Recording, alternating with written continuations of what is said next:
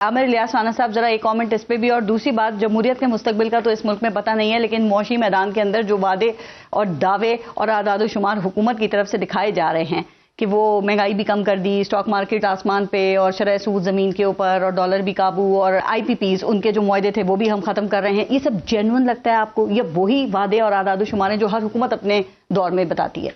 دیکھیں، کچھ تو آئی پی پی کے معاہدے جینونلی میچور ہو کے ٹھیک کر دیے گئے، کچھ پہ ہو رہی ہے بات، باقی سارے تو جینونلی ہو چکے ہیں جتنے آپ نے اقدامات گرائے ہیں۔ ڈالر رکا ہوا ہے، روپیہ مستحکم ہوا ہے، اسٹاک ایکسچینج میں اتار چڑھاؤ موجود ہے لیکن آگے جا رہی ہے۔ آپ مجھے یہ بتائیں ڈھونڈ کیا رہے ہیں ہم؟ مہنگائی کو جب ہم کہتے ہیں، ہم یہ ڈھونڈ رہے ہیں کہ عام آدمی کی زندگی پہ کوئی اثر یا فرق پڑ رہا ہے؟ جب گورنمنٹ بتاتی ہے کہ جی 5 سال پرانی شرح پہ چلی گئی ہے، اچھا پھر جواب پتہ کیا آتا ہے کہ یہ تو مہنگائی کی بڑھنے کی رفتار میں کمی آئی ہے۔ اچھا کیا وہ جو کمی آئی ہے وہ کس کس جیب پہ آئی ہے؟ وہ میرے اور آپ کی خریداری پہ۔ یہ مفتاح اسماعیل کہہ رہے ہیں خود؟ نہیں، وہ مفتاح اسماعیل تو وہ جادوگر ہے جس کو آج جمہوریت یاد آ رہی ہے، جب اسے بلاتے تھے فلانی آرٹیکل کے تحت اوتھ لے لو، فٹافٹ وفاقی وزیر بن جاتے یہ ٹھیک بات، دونوں دفعہ انہوں نے اس سیاسی غیرت کا مظاہرہ نہیں کیا کہ نہیں میں جیت کے آؤں گا تو میں وزیر بنوں گا۔ شاہد خاقان کے ساتھ بھی فٹ ہو گئے، شہباز شریف کے ساتھ بھی فٹ ہو گئے۔ جب ڈار صاحب نے ذرا کھینچا تانی شروع کی، بےعزتی بہت محسوس ہوئی۔ نہیں تو بھائی کیوں آئے تھے؟ آپ کو الیکٹڈ تھے، آپ سینیٹر تھے، آپ ایم این اے تھے، آپ تو خود لائے گئے تھے۔ آج آپ شاہد خاقان عباسی کے ساتھ کر رہے ہیں، سارے مزے اٹھا لیے آپ اعتراضات؟ نہیں، اور کووڈ میں سب سے زیادہ پروفٹ بھی کمایا، اور چھوٹے بھائی کہیں اور فائنانس کر رہے تھے اس وقت، جو ایک دوسرے صوبے کے کسی بینک کے ساتھ بھی ایسوسیٹ تھے جہاں پہ پی ٹی آئی کی حکومت تھی ہے۔ تو یہ سارے سیٹھوں کے تو کاروبار ہی ہوتے ہیں جن کی ہم مثالیں دینے لگ جاتے ہیں۔ وہ تو کہہ رہے تھے میں نے تو بڑا پروفٹ کمایا، بہت اچھا جی، وہ ہمیں بھی دو، وہ سارا بیچ پوچھ کے چلے گئے۔ ایشو یہ ہے کہ جب آپ کے پاس تھا آپ نے اکڑ کے ریزائن کیوں نہیں کیا؟ آپ سے لیا کیوں گیا؟ آپ کہتے ہیں نا میں نہیں کرتا، مریم نواز کا پہلا ٹویٹ آیا تھا، آپ کہتے ہیں نہیں بہن آپ کی بات نہیں مان سکتا، آپ کھڑے ہوتے نا اور ریزائن کر دیتے، آپ ہیرو ہوتے کہ جی اس وقت تو فٹافٹ مان رہے تھے۔ جب ڈار صاحب نے ڈگری ٹائٹ کی تو پھر ان کو سمجھ آئی وہ ہو میرے تو وہ فلانا کام بھی رک گیا۔ وہ اصل میں کام رکنے لگ گئے تھے، وہ سب کی اپنی اپنی شرائط ہوتی ہیں۔ لیکن ایک بات، اچھا اس کے ساتھ آپ اپنی بات بھی ذرا مکمل کر دیں۔ آپ نے کہا کہ جتنی چیزیں آپ نے بتائیں وہ ڈالر بھی قابو میں ہے، اسٹاک مارکیٹ بھی اوپر ہے، سب کچھ ہے، آپ کو لگتا ہے کہ یہ مسلم لیگ نون اس ٹرم کے ختم ہونے سے پہلے عوام میں اپنا اعتماد بحال کر لے گی، پی ٹی آئی کا کاؤنٹر نیریٹو دے دے گی، اور وہ سرمایہ کاری کے جو جتنے بھی وعدے کیے گئے پچھلے سال میں وہ ساری امیدیں پوری ہو سکیں گی؟ دیکھیں کاؤنٹر نیریٹو پہ تو یہ بالکل فارغ ہے۔ ہاں اس میں اگر کوئی بات ہے نا، اگر انہوں نے نیریٹو دینا تو اپنا سودا بیچیں۔ عمران خان کو چھوڑ دیں، وہ جو کہہ رہے ہیں نا نواز شریف کے بغیر بات نہیں ہوتی، بھائی اس کو چھوڑ دیں، آپ اپنا بتاتے جائیں۔ کیا وہ کنارہ کش ہو گئے ہیں؟ دیکھیں انہوں نے بیٹی کو آگے کر دیا اور خود خاموش ہو کے بیٹھ گئے، اس کو اور کیا کہیں گے؟ پارٹ ٹائم سیاست کر رہے ہیں ان کو کہ مطلب بات کریں گے تو ماضی کی یادیں دلائیں گے، ورنہ خاموش ہو کے بیٹھے رہیں گے۔ پارٹی کی صدارت چھوڑنی چاہیے، یا بیٹی کو دے دیں یا کسی اور کو دے دیں، کیوں نہیں کرتے؟ یا ایکٹیو کریں۔ میری ملاقات ہوگی تو میں تو کہہ دوں گا، آپ کے خیال میری تو ملاقات ہوگی تو میں نے کرنی یہی بات ہے، کیونکہ میری عادت ہے میں جب کسی بھی صاحب اختیار سے، چاہے وہ سیاسی جماعت میں ہو یا حکومت میں ہو، میرا ایجنڈا یہ ہوتا ہے کہ آپ کر کیا رہے ہیں۔ ٹھیک، پاکستان میں عدلیہ کا ماضی اور حال جو ہے وہ کبھی بھی شاندار تو نہیں رہا ہے سر، اور اب ہم یہ دیکھتے ہیں کہ جو اپوزیشن ہے اس کے ساتھ ساتھ جو سپریم کورٹ کے اندر کے کچھ ججز ہیں وہ بھی یہی بات کر رہے ہیں کہ سپریم کورٹ کو ایگزیکٹو کے ماتحت کر دیا گیا ہے۔ اچھا ابھی پچھلے دنوں سے آپ جسٹس منصور علی شاہ کے بیانات بھی سن رہے ہیں نا، وہ بھی اسی طرح کی بات کر رہے ہیں۔ تو عامر الیاس رانا صاحب یہ جو تاثر ہے یہ کس حد تک درست ہے، اور اگر آپ سمجھتے ہیں غلط ہے تو کیوں غلط ہے؟ پہلے تو بہت شکریہ کہ آپ نے میری پسند کا ٹاپک چنا، اور دوسرے آج جو آپ شعر پڑھ رہی تھی مجھے لگا شہباز شریف بیٹھا ہوا، کیونکہ وہ اس طرح کے پڑھتے ہیں اور یہ ہمارے سارے لوگ یہی شعر پڑھتے ہیں۔ بس مائک نہیں ہے میرے سامنے۔ ہاں نہیں، وہ جو توہین عدالت سے معافی چاہتے ہوئے حضور جسٹس منصور علی شاہ کا آپ نے نام لیا کہ آئینی ترمیم کے ساتھ ان کا دل ہی کہیں بیٹھ گیا ہے، کچھ اداسی ہے۔ ارے بھائی شاعری چھوڑیں، خطوط چھوڑیں، فیصلے کریں۔ اور کیوں آپ چنتے ہیں؟ آپ بھی 50 کیس سنیں، گھر میں پڑھ کے آئیں۔ ماشاءاللہ ہمارا خزانہ کھلا ہوا ہے ایم پیز پہ بھی اور ہمارے جسٹس صاحبان پہ بھی۔ میں سو موٹو نہیں لے سکتا، میں تشریح نہیں کر سکتا، وہ مسلسل یہی باتیں کر رہے ہیں۔ میجورٹی ان کے پاس ہے، اور سر وہ اکیلے کیسز لگانے کی میجورٹی ان کے پاس، اور منیب اختر صاحب کے پاس ہے۔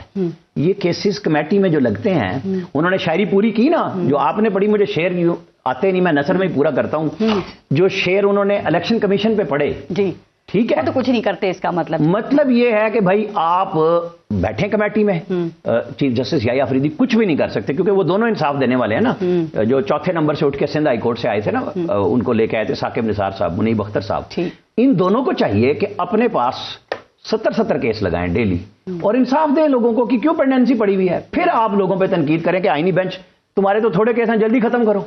जो कहते थे हैं ही चंद 100 केस, तो भाई फिर मुकाओ ना केस, ये सुओ मोटो के सारे धंधे पड़े हुए हैं। ठीक है, लेकिन क्या जस्टिस मंसूर अली शाह की जो आप बात करें उनकी बात में वजन आपको नहीं लगता कि ये जो आईनी बेंचेस हैं, जो जुडिशल कमीशन ये बना रहे हैं, उसमें जो मेजॉरिटी है वो तो हुकूमत और एग्जीक्यूटिव की है, तो वो कहते हैं कि किस तरीके से फिर हुकूमत की मंशा, उनकी मर्जी के खिलाफ फैसले दिए जा सकते हैं या हो सकते हैं? नहीं, ये क्या घबरा गए हैं? जो केस इनके पास आ रहे हैं वो तो करें। आईनी बेंच पे तनकीद करनी है, खतूत जो पहले काजी फायद साहब लिखते थे, लोग कहते थे वो क्यों पब्लिक करते हैं, फिर अब ये लिखने पर आ गए। समझते उन्होंने भी गलत किया ना, क्योंकि शुरुआत तो वही करके गए थे। मैं ये कह रहा हूं कि ये खतूतबाजी ये तब हो रही है ना कि इनका अपना सिस्टम ठीक नहीं है। कम से कम जिस कमेटी में ये अक्सरियत में है, मैं याया अफरीदी साहब को ठीक है वही कह रहा हूं कि बेशक वो अलग हो जाएं, आप दो तो एक ही है ना, आप दोनों के इश्यूज हैं, तो आप फटाफट जहां पे आपके पास पेंडेंसी में जो हजारों केसेज हैं उनको तो खत्म करें, ताकि जो आप कह रहे हैं कि जी इतनी वो बना दी, मतलब गिले दूसरे जज साहब कर रहे थे कि यहाँ पे जगह कम है। भाई 17 रुकनी बेंच की जगह तो है ना, 34 अगर किए हैं तो चलें, जब 34 बैठेंगे तो देख लें, आप खत्म कर दें, जरूरत ही ना रहे। चलिए ये अच्छी बात है कि अब जो अहम मुकदमात हैं वो आईनी जो बेंच बने हैं वो उनको सुन रहे हैं। ये तो जो नहीं बनाना चाह रहे थे, कह रहे थे इनकी जरूरत ही नहीं है आईनी बेंचों की। लेकिन जो बोन ऑफ कंटेंशन है 26वीं आईनी तरमीम, आप नहीं समझते कि उस पर अभी तक आईनी बेंच बन जाना चाहिए था? वो क्यों नहीं बना अभी तक? नहीं, मेरी बात सुने, ये कैसे मुमकिन है कि जब आइन यहां पे रीराइट किया जाए और जज फैसला दें कि हम शऊर में और लाशऊर में फैसले दें, वो सब ठीक है, हमने एक दफा फैसला दिया वो भी ठीक है, हमने उसके उलट दिया हमारा ठीक है, आप आइन में लिख दें कि 63 है 0 है, तो कोई इन्होंने लिखा है कि कहीं हमारा भी एहतसाब होगा? ये आपस में ही करते हैं, ये आपस में भर्ती करते हैं। आज भी ये लोगों से क्यों नहीं पूछ रहे? जजेस के नाम लेने हैं, हाई कोर्ट से सुप्रीम कोर्ट में आने हैं, नाम दें कि बताओ इस जज के साथ किसका क्या वास्ता पड़ा है। कहते हैं पहले चैम्बर्स की सियासत चलती थी और अब जो है वो एग्जीक्यूटिव। नहीं, तो चैम्बर में क्या होता था, अभी भी क्या नाम आए हैं? जस्टिस साहब ने किसके नाम दिए हैं? जो हमारे वकला साहिबान ने किसके नाम दिए हैं? सारे मामे फूफी के पुत्र हैं, इसका बेटा उसका बेटा, मेरा कजन मेरी चैम्बर। ये क्या बात हुई? राइट। जो अदलिया की आजादी है उस पर तो हमेशा यहाँ पे सवालिया निशान उठते रहे हैं, लेकिन यहाँ पर आप नहीं समझते राणा साहब कि जो हमारी पॉलिटिकल पार्टीज है वो भी कॉन्फ्लिक्ट रेजोल्यूशन नहीं कर सकी हैं? पहले ये बताइए कि इसका जिम्मेदार कौन है? देखें, हमारे यहाँ एस्टैब्लिशमेंट, अदलिया, सियासतदान, सिविल ब्यूरोक्रेसी, ये सारे इसके, और मीडिया इसके जिम्मेदार हैं। हम सब मिलके खेलते रहे। जब भी कोई खिलवाड़ हुआ है, मतलब हमें ये मानना चाहिए, वकील एतजाज अहसन, अदलिया होगी माँ के जैसी। जब जनाब काम नहीं हुए तो रियासत होगी माँ के जैसी, अदलिया नहीं। चलें, रियासत में अदलिया भी आ गई। उस वक्त वो किसके लिए कह रहे थे? अदलिया के लिए कह रहे थे ना, कि अदलिया बनाएगी। वहां पे वो बेटे का केस आ जाता था और शफकत पिदरी आती थी, उनको जैगवार गाड़ियां नजर नहीं आती थी, वो शायद हाइड्रोलिक घर के अंदर लगा हुआ था कि जनाब वो घर घुसते हैं तो करोला नजर आती थी। भाई बेटा आपके घर में कारोबार कर रहा है। वो वाइस चीफ जस्टिस था जिसे कौम ने बनाया था और एतजाज अहसन ने लीड करके बनाया था। भाई आपने माफी मांगी, आपके काम नहीं हुए। जजेस की अपॉइंटमेंट सारे के सारे जज लग गए, वही जो तहरीक में थे। मुझे ये बताएं, हम किसी पे तनकीद जात पे नहीं कर रहे, सिस्टम की बात कर रहे हैं। आज चीफ जस्टिस मंसूर अली शाह साहब, ये 3 लोग, अथर मिन्नल्ला साहब, एक ही चैम्बर से नहीं आए और 3 हाई कोर्ट से आए। ये सोचने इत्तेफाक है कि पहले एक का आए, फिर दूजा आए, फिर तीजा आए। मंसूर अली शाह साहब ने जब तक ये मखसूस नशिस्तों का फैसला नहीं दिया था ना, उस वक्त तक इनकी शख्सियत आप रिकॉर्ड निकलवा लें। मेरा जो मैंने आपको जो कहा ना, मैंने जो आपको कहा कि आज आपने मेरा पसंदीदा टॉपिक चुना। सियासी जमातों की बात कर रही हूं। मैं इस पे हूं कायम। मैं हमेशा से ये कहता आया हूं, अगर इनमें से कोई बंदा कहे कि यहाँ एजाजुल अहसन साहब जस्टिस थे और मैंने उनका नाम नहीं लिया, कि वो नैब वालों को बुला के धमकी देते थे पनामा केस में कि तुम्हारे चेयरमैन को बुला के तौहीन अदालत में, मैंने उस दिन कहा जब वो कहते थे, जैसे मैंने ये मेजर शहजाद साहब हैं जो नैब में, जिस दिन आज चीमा को उठाया, तो मैंने कहा इसका फिक्रा था बंदा चुक ले और कागज बना लेंगे। ये सारे मिलकर इंसाफ दे रहे थे। ये जो 62(1)(f) पे आज तकलीफ आ रही है, मुझे बताएं कितने वकलाने से आइन से निकलवाने की कोशिश की थी। ये जो शौरी और लाशौरी तौर पे आइन था, इसको छेड़ा क्यों नहीं? ये जो हमारा सबको नजर आता है ना, उस वक्त चौधरी परवेज इलाही के फायदे में थी पूरी पीटीआई, रितबुल लिसान। मैं सियासी जमातों की ही बात कर रही हूँ, उस वक्त वहीं आ गया, बेहतरीन सारे उसके लिए रितबुल लिसान थे। एक फैसला देने के बाद एक जो जज है वो हीरो से विलन बन जाता है। असल बात यह है कि सब एक एक कदम पीछे हटे इस आम आदमी के लिए, जिसका ये मुल्क है। वैसे तो ये मुल्क एलीट का है, तो उनके लिए अगर बात करेंगे, कोई रास्ता निकालेंगे तो रास्ता निकलेगा ना। यहां डायस्पोरा के साथ वाशिंगटन में खिताब होता है तो कहते हैं तुम्हारा मैं जनाब वो एसी उतरवाऊंगा। यानी उनसे इन्वेस्टमेंट जब लानी थी उस वक्त उनको इंतकाम पे लगा दिया। वैसे नहीं उतरवा सके नहीं थे। वो उसकी क्या ड्यूटी थी? कोशिश की थी उन्होंने, बैरिस्टर शहजाद साहब की, वो कोशिश की थी एसी उतरवाने की। उन्होंने हर काम करने की। वो मरियम नवाज को उसकी बेटी के सामने और उसके बाप के सामने, नाने और नवासी के सामने जब उठाया था कोट लखपत जेल में, वो कौन सा इंतकाम था, कौन सा जज्बा था? तस्कीन चाहिए थी कि मुझे अरेस्ट दिखाओ, इसको दोबारा पकड़ो। फिर आप कहते हैं पत्थर मारने पहुंच गई।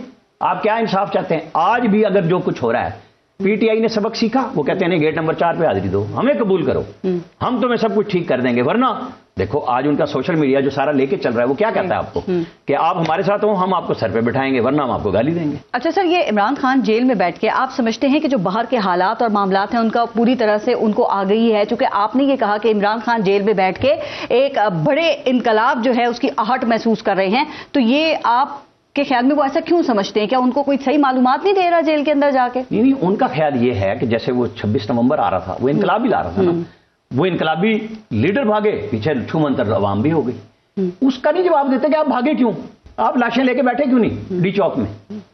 मतलब जो गुम है, लीडरशिप क्यों भागी? मैंने अजहर सदीक साहब को उस दिन चूंकि बात हो रही थी, मैं आज दोबारा कहता हूं, ये क्यों नहीं आए? बुशरा बेगम ने इमरान खान का पैगाम दिया था इनको कि काला वो यूनिफॉर्म पहन के आओ, ये भी नहीं पहुंच सके।